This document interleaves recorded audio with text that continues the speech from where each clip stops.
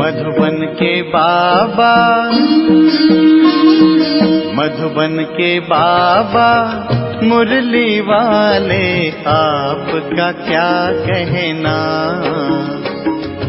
आपका क्या कहना। ओम शांति। आज 10 अप्रैल 2024 के साकार मधुर महावाक्य हैं। आज मीठे मीठे बाप दादा बोले, मीठे बच्चे, बाप के पास तुम रिफ्रेश होने आते हो। यहाँ तुम्हें दुनियावी वाइब्रेशन से दूर सत्य का सच्चा संग मिलता है। बाबा कहते, मीठे बच्चे, बाप के पास तुम रिफ्रेश होने के लिए आते हो। यहाँ तुम्हें दुनियावी वाइब्रेशन से दूर सत्य का सच्चा संग मिलता है। बाबा ने आज प्रश्न पूछा है कि बाबा बच्चों की उन्नति के लिए सदा कौन सी एक राय देते हैं। तो उत्तर में बाबा समझाते कि मीठे बच्चे, कभी भी आपस में संसारी झरमुई झगमुई की बातें नहीं करो। कोई सुनाता है तो सुनी अनसुनी कर दो। अच्छे बच्चे अपनी सर्विस की ड्यूटी पूरी कर बाबा की याद में मस्त रहते हैं, परंतु कई बच्चे फालतू व्यर्थ बातें बहुत खुशी से सुनते और सुनाते हैं। इसमें बहुत समय बर्बाद जाता है और फिर उन्नति नहीं होती। ओम शांति। डबल ओम शांति कहें तो भी राइट है। बच्चों को अर्थ तो समझा दिया है। मैं हूँ आत्मा शांत स्वरूप। जब मेरा धर्म है ही शांत, तो फिर जंगलों आदि में भटकने से शांति नहीं मिल सकती है। बाप कहते हैं, मैं भी शांत स्वरूप हूँ। यह तो बहुत सहज है, परंतु माया की लड़ाई होने के कारण थोड़ी डिफिकल्टी होती है। यह सब बच्चे जानते हैं कि सिवाय बेहद के बाप के यह ज्ञान कोई दे न सके। ज्ञान सागर एक ही बाप है। देहधारियों को ज्ञान का सागर कभी नहीं कहा जा सकता। रचयिता ही रचना के आदि मध्य अंत का ज्ञान देते हैं। वह तुम बच्चों को मिल रहा है। कई अच्छे अनन्य बच्चे भी भूल जाते हैं, क्योंकि बाप की याद पारे मिसल है। स्कूल में तो ज़रूर नंबरवार होंगे ना। नंबर हमेशा स्कूल के गिने जाते हैं। सत्युग में कभी नंबर नहीं गिना जाता। यह स्कूल है, इसे समझने में भी बड़ी बुद्धि चाहिए। आधा कल्प होती है भक्ति, फिर भक्ति के बाद ज्ञान सागर आते हैं ज्ञान देने। भक्ति मार्ग वाले कभी ज्ञान दे न सके, क्योंकि सब देहधारी हैं। ऐसे नहीं कहेंगे कि शिव बाबा भक्ति करते हैं। वह किसी की भक्ति करेंगे? एक ही बाप है जिसको देह नहीं है, वह किसी की भक्ति नहीं करते। बाकी जो देहधारी हैं वह सब भक्ति करते हैं, क्योंकि रचना है ना। रचयिता है एक बाप। बाकी इन आँखों से जो भी देखा जाता है, चित्र आदि, वह सब है रचना। यह बातें घड़ी घड़ी भूल जाती हैं। बाप समझाते हैं कि तुमको बेहद का वर्षा बाप बिगड़ तो मिल ना सके। बैकुंठ की बादशाही तो तुमको मिलती है। 5000 वर्ष पहले भारत में इन्हों का राज्य था। 2500 वर्ष सूर्यवंशी चंद्रवंशियों की राजधानी चली। तुम बच्चे ही जानते हो, यह तो कल की बात है। सिवाय बाप के और कोई बता न सके। पतित पावन वह बाप ही है। समझाने में भी बड़ी मेहनत लगती है। बाप खुद कहते हैं, कोटों में कोई समझेंगे। यह चक्र भी समझाया गया है। यह सारी दुनिया के लिए नॉलेज है। सीढ़ी भी बहुत अच्छी है, फिर भी कोई गुर गुर करते हैं। बाबा ने समझाया है, शादी के लिए हॉल बनाते हैं, उनको भी समझाकर दृष्टि दो। आगे चलकर सबको ये बातें पसंद आएंगी। तुम बच्चों को समझाना है। बाबा तो किसी के पास नहीं जाएंगे। भगवानुवाच, जो पुजारी है उनको कभी पूज्य नहीं कह सकते। कलयुग में एक भी कोई पवित्र हो न सके। पूज्य देवी देवता धर्म की स्थापना भी सबसे ऊंच ते ऊंच जो पूज्य हैं वही करते हैं। आधा कल्प है पूज्य, फिर आधा कल्प पुजारी होते हैं। इस बाबा ने ढेर गुरु किए। अभी समझते हैं गुरु करना तो भक्ति मार्ग था। अभी सतगुरु मिला है जो पूज्य बनाते हैं। सिर्फ एक को नहीं, सबको बनाते हैं। आत्माएं सबकी पूज्य सतो प्रधान बन जाती हैं। अब तो तमो प्रधान पुजारी हैं। यह पॉइंट्स समझने की है। बाबा कहते हैं, कलयुग में एक भी पवित्र पूज्य नहीं हो सकता। सब विकार से जन्म लेते हैं। रावण राज्य है, यह लक्ष्मी नारायण भी पुनर्जन्म लेते हैं, परंतु वह है पूज्य, क्योंकि वह रावण ही नहीं अक्षर कहते हैं। परंतु राम राज्य कब और रावण राज्य कब होता है ये कुछ भी पता नहीं है। इस समय देखो कितनी सभाएं हैं, फलानी सभा, कहाँ से कुछ मिला तो एक को छोड़ दूसरी तरफ चले जाते हैं। तुम इस समय पारस बुद्धि बन रहे हो, फिर उसमें भी कोई 20% बने हैं, कोई 50% बने हैं। बाप ने समझाया है यह राजधानी स्थापन हो रही है, अभी ऊपर से भी बची हुई आत्माएं आ रही हैं। सर्कस में कोई अच्छे अच्छे एक्टर्स भी होते हैं तो कोई हल्के भी होते हैं। यह है बेहद की बात। बच्चों को कितना अच्छी रीति समझाया जाता है। यहाँ तुम बच्चे आते हो रिफ्रेश होने के लिए, ना कि हवा खाने के लिए। कोई पत्थर बुद्धि को ले आते हैं तो वह दुनियावी वाइब्रेशन में रहते हैं। अभी तुम बच्चे बाप की श्रीमत से माया पर विजय प्राप्त करते हो। माया घड़ी घड़ी तुम्हारी बुद्धि को भगा देती है। यहाँ तो बाबा कशिश करते हैं। बाबा कभी भी कोई उल्टी बात नहीं करेंगे। बाप तो सत्य है ना।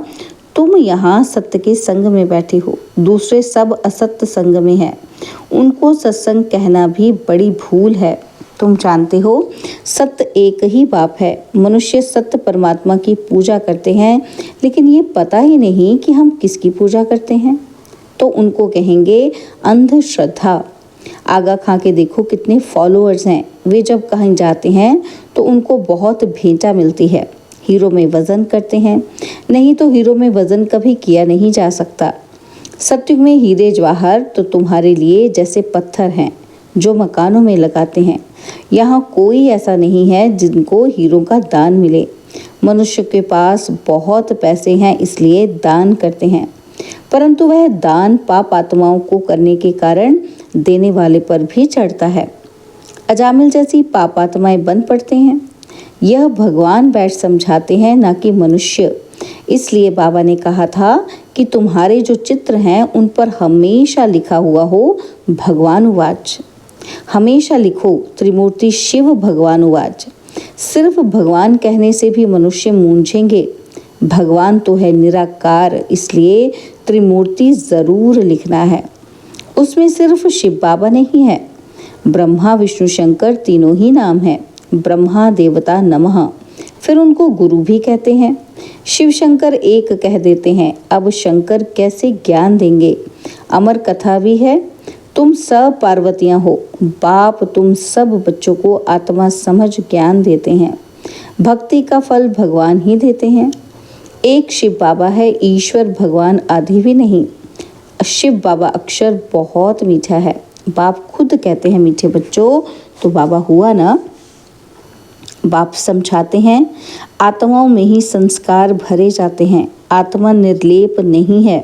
निर्लेप होती तो पतित क्यों बनती। तो जरूर लेप शेप लगता है तब तो पतित बनती है। कहते भी हैं भ्रष्टाचारी, देवताएं हैं श्रेष्ठाचारी, उन्हों की महिमा गाते हैं। आप सर्वगुण संपन्न हो और हम नीच पापी हैं, इसलिए अपने को देवता कह नहीं सकते। अब बाप बैठ मनुष्यों को देवता बनाते हैं। गुरु नानक के भी ग्रंथ में महिमा है। सिख लोग कहते हैं सत्य श्री अकाल, जो अकाल मूर्त है वही सच्चा सतगुरु है, तो उस एक को ही मानना चाहिए। कहते एक हैं, करते फिर दूसरा है। अर्थ कुछ भी जानते नहीं हैं। अब बाप जो सतगुरु है, अकाल है, वह खुद बैठ समझाते हैं। तुम्हारे में भी नंबरवार हैं। सम्मुख बैठे हैं तो कुछ भी नहीं समझते। यहाँ से निकले और खलास। बाबा मना करते हैं कि बच्चे कभी भी संसारी झरमुई जगमुई की बातें नहीं सुनो। कई तो बहुत खुशी से ऐसी बातें सुनते और सुनाते हैं। बाप के महावाक्य भूल जाते हैं। वास्तव में जो अच्छे बच्चे हैं वह अपनी सर्विस की ड्यूटी बजाकर फिर अपनी मस्ती में रहते हैं। बाबा ने समझाया है श्री कृष्ण और क्रिश्चियन का बड़ा अच्छा संबंध है। श्री कृष्ण की राजाई होती है ना, तो लक्ष्मी नारायण बाद में नाम पड़ता है। बैकुंठ कहने से झट श्री कृष्ण याद आएगा। लक्ष्मी नारायण भी याद नहीं आते हैं, क्योंकि छोटा बच्चा श्री कृष्ण है। छोटा बच्चा पवित्र होता है। तुमने यह भी साक्षात्कार किया है कि बच्चे कैसे जन्म लेते हैं। नर्स खड़ी रहती है, झट उठाया, संभाला। बचपन, युवा, वृद्ध, अलग अलग पार्ट बजता है। जो हुआ सो ड्रामा, उसमें कुछ भी संकल्प नहीं चलते। यह तो ड्रामा बना हुआ है ना। हमारा भी पार्ट बज रहा है ड्रामा के प्लान अनुसार। माया की भी प्रवेशता होती है और बाप की भी प्रवेशता होती है। कोई बाप की मत पर चलते हैं, कोई रावण की मत पर। रावण क्या चीज़ है, कभी देखा है क्या? सिर्फ चित्र देखते हो। बाबा का तो फिर ये नया रूप है, यह रूप है। और रावण का क्या रूप है? 5 विकार रूपी भूत जब आकर प्रवेश करते हैं तब रावण कहा जाता है। यह है भूतों की दुनिया, असुरों की दुनिया। तुम जानते हो, हमारी आत्मा अब सुधरती जा रही है। यहाँ तो शरीर भी आसुरी हैं। आत्मा सुधरते सुधरते पावन हो जाएगी। फिर यह खल उतार देंगे।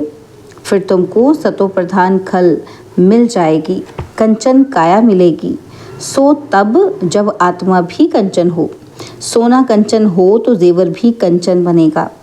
सोने में खाद भी डालते हैं। अब तुम बच्चों की बुद्धि में आदि मध्य अंत की नॉलेज चक्कर लगाती रहती है। मनुष्य कुछ भी नहीं जानते हैं। कहते हैं ऋषि मुनि सब नीति नीति कर चले गए। हम कहते हैं इन लक्ष्मी नारायण से पूछो तो यह भी नीति नीति करेंगे, परंतु इनसे पूछा ही नहीं जाता। पूछेंगे कौन? पूछा जाता है गुरु लोगों से। तुम उनसे ये प्रश्न पूछ सकते हो। तुम समझाने के लिए कितना माथा मारते हो, गला खराब हो जाता है।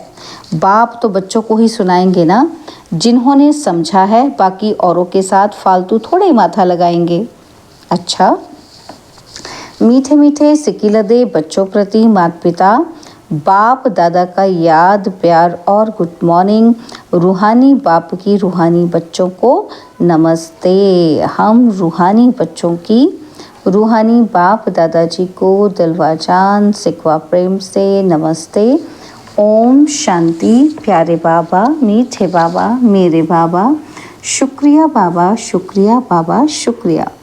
धारणा के लिए मुख्य सार है। पहला पॉइंट है, सर्विस की ड्यूटी पूरी कर फिर अपनी मस्ती में रहना है। व्यर्थ की बातें सुननी व सुनानी नहीं है। एक बाप के महावाक्य ही स्मृति में रखने हैं, उन्हें भूलना नहीं है। और सेकंड पॉइंट है, सदा खुशी में रहने के लिए रचता और रचना की नॉलेज बुद्धि में चक्र लगाती रहे, अर्थात उसका ही सिमरण होता रहे। किसी भी बात में संकल्प न चले, उसके लिए ड्रामा को अच्छी रीति समझकर पाठ बजाना है। वरदान दिया है बाबा ने, मैंपन को बाबा में समा देने वाले निरंतर योगी सहज योगी भव। मैंपन को बाबा में समा देने वाले निरंतर योगी सहज योगी भव। जिन बच्चों का बाप से हर श्वास में प्यार है, हर श्वास में बाबा बाबा है, उन्हें योग की मेहनत नहीं करनी पड़ती है। याद का प्रूफ है, कभी मुख से मैं शब्द नहीं निकल सकता, बाबा बाबा ही निकलेगा।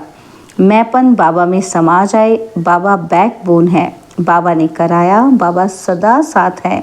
तुम ही साथ रहना, खाना, चलना फिरना, यह इमर्ज रूप में स्मृति रहे, तब कहेंगे सहज योगी। स्लोगन है, मैं करना माना, माया रूपी बिल्ली का आवाहन करना। बाबा बाबा कहो तो माया भाग जाएगी। मैं करना माना, माया रूपी बिल्ली का आवाहन करना। बाबा बाबा कहो तो माया भाग जाएगी। ओम शांति।